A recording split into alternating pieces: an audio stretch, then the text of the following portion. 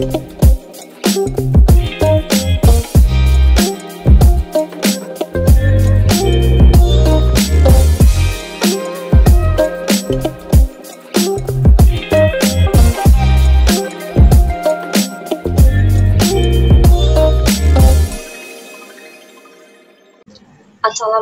warahmatullahi wabarakatuh. Saya Iva Mahmudini, Fakultas Hukum Universitas Islam Bandung dengan NPM 100.417.059 dari Angkatan 2017 ingin mempresentasikan mengenai kekuatan pembuktian pengakuan sebagai alat bukti pada perkara perdata di Pengadilan Negeri Bandung. Studi putusan nomor 431/PDTG/P2019/PN Bandung dihubungkan dengan asas sederhana cepat biaya ringan. Latar belakang yang pertama yaitu hukum acara. Hukum acara merupakan rangkaian peraturan yang membuat cara bagaimana orang harus bertindak di muka pengadilan dan cara bagaimana pengadilan harus bertindak satu sama lain untuk melaksanakan berjalannya peraturan hukum perdata. Dalam hukum acara, pembuktian sangat penting untuk mencari kebenaran. Pembuktian merupakan substansi dari tujuan hukum acara dalam pemeriksaan suatu perkara dengan harapan suatu proses pemeriksaan perkara dalam persidangan akan memunculkan bukti kebenaran dari suatu perkara yang disengketakan. Pembuktian memiliki 5 alat bukti, yaitu alat bukti surat, alat bukti saksi, alat bukti persangkaan, dan alat bukti pengakuan dan alat bukti sumpah. Di sini saya akan menjelaskan tentang alat bukti pengakuan. Rumusan masalah yaitu bagaimana sifat dan kekuatan pembuktian pengakuan dalam proses pemeriksaan perkara nomor 431/PDTG/2019/PN Bandung.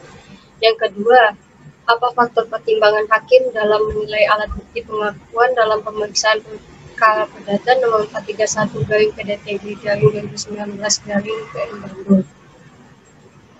Hasil penelitian yang pertama, pada dasarnya pembuktian perkara di pengadilan memberikan titik terang atas sengketa yang terjadi. Pada tahapan ini, hakim akan melihat sejauh mana gugatan yang didalilkan oleh penggugat yang terbukti dan sejauh mana bantahan tergugat atas dalil pergugatan penggugat yang tidak terbukti. Apabila penggugat berhasil membuktikan dalil gugatannya, maka majelis hakim akan menerima gugatan penggugat. Dan apabila tergugat berhasil membuktikan dalil apa yang penggugat dalilkan tidak benar, maka majelis hakim menolak gugatan penggugat dan pihak yang dinyatakan kalah oleh majelis hakim untuk membayar biaya perkara selama proses pengadilan berlangsung. Pengakuan sebagai alat bukti dapat diajukan secara lisan ataupun secara tertulis. Dalam menyatakan pengakuannya, pihak yang bersangkutan dapat mengakui kebenaran tentang terjadinya peristiwa hukum, baik seluruhnya atau hanya sebagian, berkenaan dengan hak atau peristiwa yang memiliki hubungan hukum dengan pokok perkara. Berdasarkan putusan perkara nomor 431/PDTG/2019/PN Bandung, penggugat 1 telah mengakui secara murni dalil penggugat bahwa penggugat adalah selaku pembeli yang sah atas sebidang tanah. Faktor yang kedua yaitu faktor pertimbangan hakim. Dalam hal ini, hakim menilai perkara tergugat telah